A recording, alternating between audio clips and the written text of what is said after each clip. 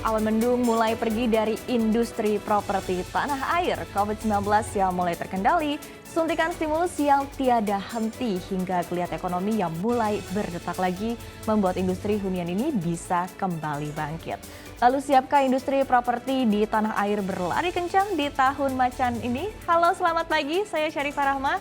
Senang sekali bisa menyapa Anda dalam Property Outlook 2022 CNBC Indonesia. Dan selama 1,5 jam ke depan, sejumlah narasumber pilihan akan memaparkan pandangannya terhadap industri properti di tanah air. Dan inilah Property Outlook 2022 CNBC Indonesia.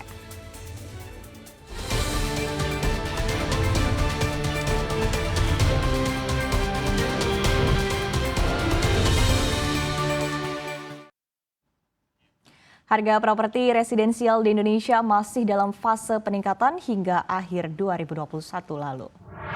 Data Bank Indonesia mencatatkan indeks harga properti residensial kuartal 4 2021 naik 1,47% secara tahunan dan nilai ini jauh lebih tinggi jika dibandingkan dengan pertumbuhan pada kuartal sebelumnya yang tumbuh 1,41% secara tahunan.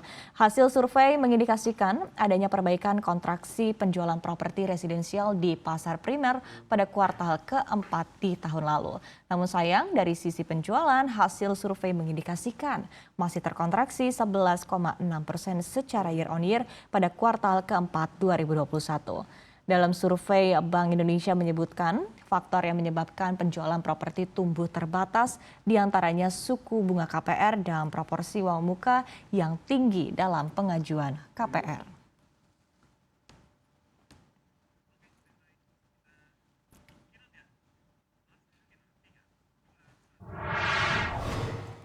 Ya, dan untuk menggenjot kembali pertumbuhan properti di tahun ini, pemerintah memutuskan untuk memperpanjang insentif pajak pertambahan nilai ditanggung pemerintah selama 9 bulan. Lalu angin segar apalagi yang akan disuntikan oleh pemerintah terhadap industri properti agar industri ini dapat berlari kencang. Dan dengan bangga kami undang Wakil Menteri Keuangan Republik Indonesia, Bapak Swahasil Nazara sebagai keynote speaker dalam Property Outlook hari ini. Selamat pagi Pak Swahasil. Selamat pagi, Terima sehat-sehat semuanya kasih. ya. Sehat-sehat tentunya. Terima kasih sudah bergabung bersama kami dalam Property Outlook 2022. Dan untuk waktu dan tempat kami persilakan, Pak. Baik, terima kasih. Pertama saya ingin menyapa seluruh teman-teman di CNBC dan juga seluruh pemirsa yang mendengarkan acara pada pagi hari ini. Tentu kita semua patut menyampaikan puji syukur jika di dalam periode pandemi seperti ini kita masih diberikan waktu untuk bisa berdiskusi dan mencari solusi-solusi tambahan, solusi-solusi baru keluar dari pandemi dan mendorong pemulihan ekonomi Indonesia. Pada pagi hari ini CNBC mendesain acara tentang Property Outlook di tahun 2022. Dan mungkin yang diharapkan dari saya adalah menguraikan apa saja insentif yang diberikan.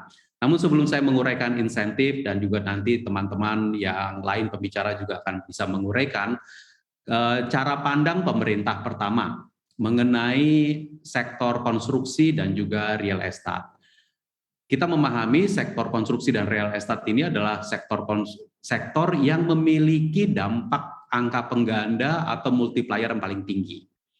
Jadi kalau membangun rumah itu, apalagi rumah sederhana, rumah sangat sederhana, bahkan rumah kelas menengah, maka input yang berasal dari domestik, input domestik itu tinggi.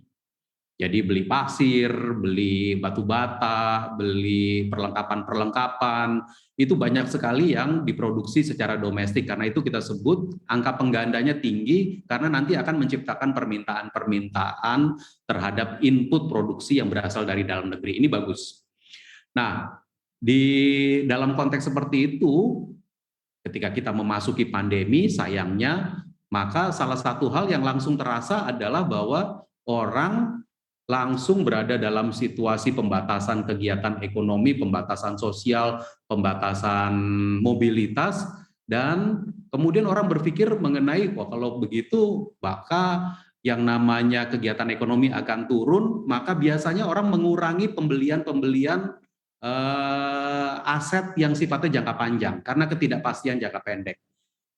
Ketidakpastian jangka pendek menyebabkan banyak yang mengurangi pembelian aset-aset jangka panjang, termasuk properti. Karena itu kalau kita lihat ini yang sedang muncul ini indeks demand properti komersial, bisa kita lihat itu ya turun langsung, dia turun ke bawah. Nah, dalam konteks tadi, maka kalau kita masuki ke konteks pemulihan ekonomi, kami menganggap bahwa sektor properti, sektor konstruksi adalah salah satu sektor yang penting untuk kita dorong agar bisa mendorong pemulihan lebih cepat. Meminta barang-barang input produksi yang lebih banyak, menciptakan serapan tenaga kerja yang lebih banyak, dan seterusnya.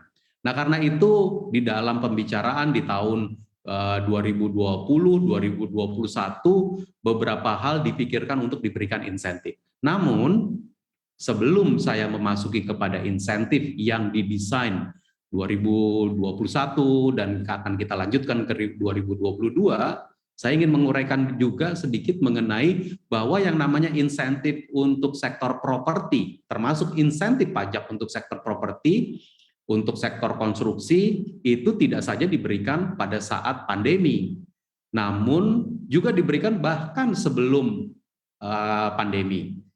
Ibu Bapak sekalian, kalau Ibu Bapak membuka yang namanya belanja perpajakan, artinya insentif pajak yang diberikan kepada sektor konstruksi dan juga kepada sektor real estate, maka di dalam laporan-laporan belanja perpajakan tersebut akan kita lihat bahwa sedikitnya pada tahun 2019 sektor konstruksi dan sektor real estate itu menerima tidak kurang dari sekitar 10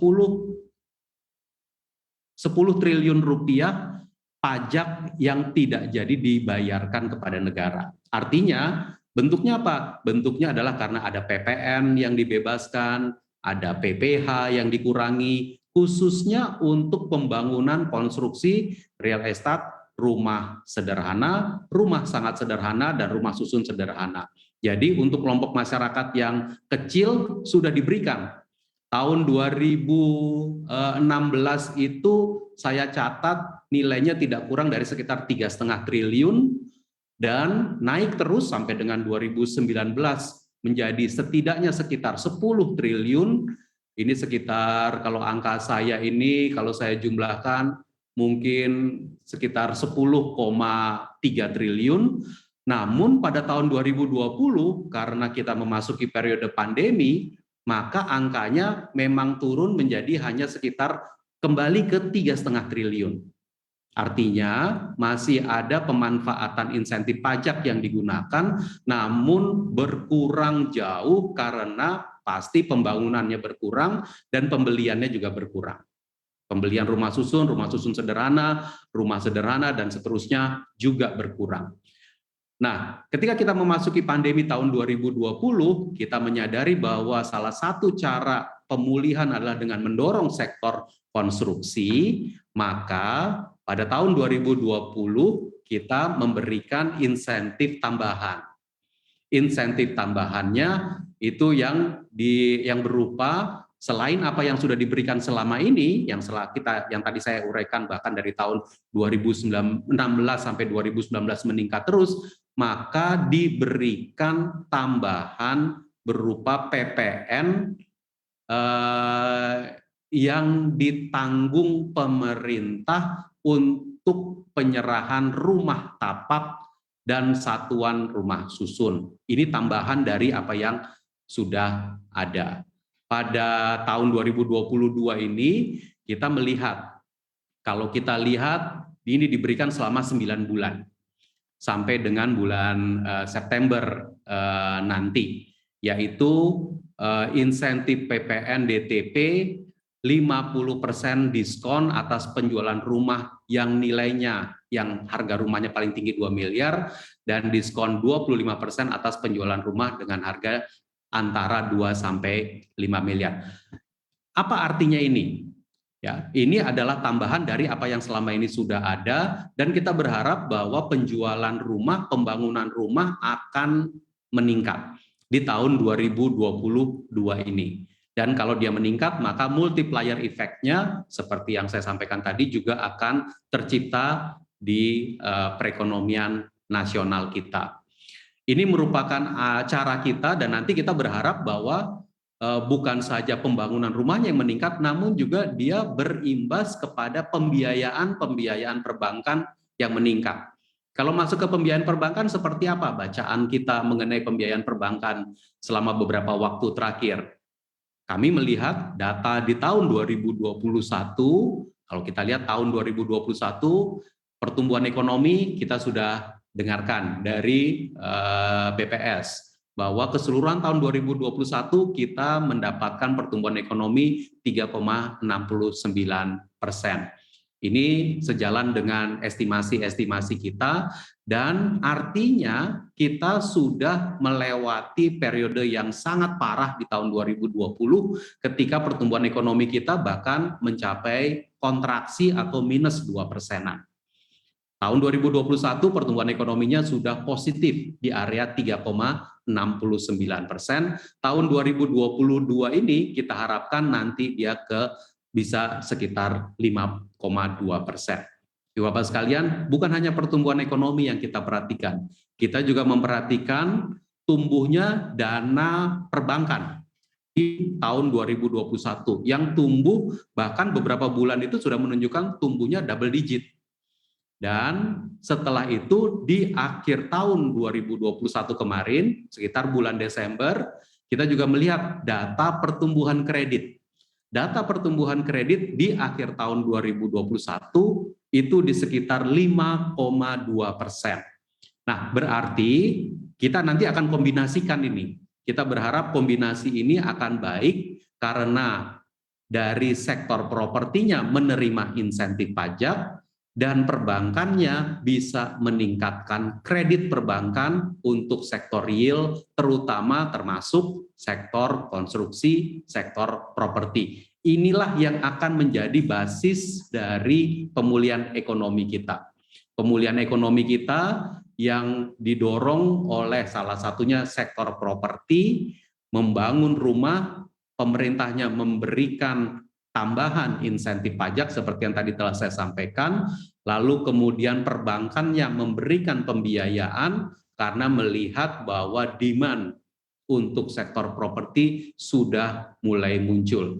Ini yang kita desain, nah tentu hasil akhirnya nanti tergantung kepada masyarakat kita, apakah masyarakat kita tentu kita harapkan bisa mengakses, menunjukkan bahwa mau beli rumah, sehingga perbankan juga melihat masyarakat mau beli rumah, maka diberikan pembiayaan, maka dia bergulir dan kemudian menjadi multiplier effect yang betul-betul bisa maksimal. Selain itu tentu pemerintah bukan saja melihat kepada sektor properti semata, namun kita juga memahami bahwa yang namanya kalau sektor properti, lalu kemudian pembiayaan ditumbuhkan, maka masyarakat perlu memiliki income, peningkatan income untuk bisa membayar, mengakses kredit, mengakses rumah yang murah.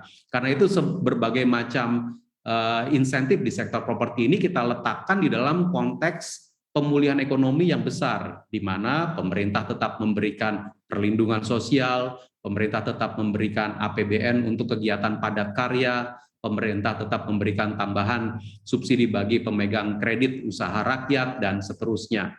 Ini adalah upaya kita untuk membuat orkestrasi yang kemudian bisa mendorong pemulihan ekonomi kita, dan sektor properti kita adalah salah satu yang menjadi tonggak karena dia memberikan multiplier yang positif tersebut. Kami juga merancang, ini baru dimunculkan, total DPK perbankan yang ini bulan November ya, mungkin sebentar lagi data bulan Desembernya bisa dikeluarkan.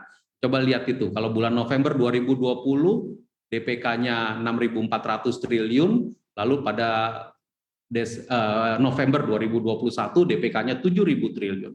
Itu adalah peningkatan sebesar 3.600 triliun, yang kalau 3.600 triliun itu naiknya udah sangat tinggi sekali dibandingkan tahun 2020.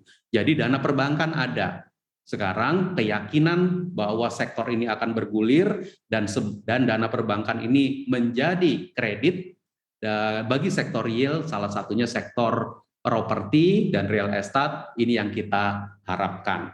Sehingga orkestrasinya bukan saja peningkatan insentif pajak seperti yang kami sampaikan tadi, tapi juga beberapa pelonggaran lainnya. Pelonggaran lainnya termasuk Bank Indonesia juga melanjutkan pelonggaran rasio loan to value atau financing to value ratio untuk kredit pembiayaan properti, ini juga dilanjutkan.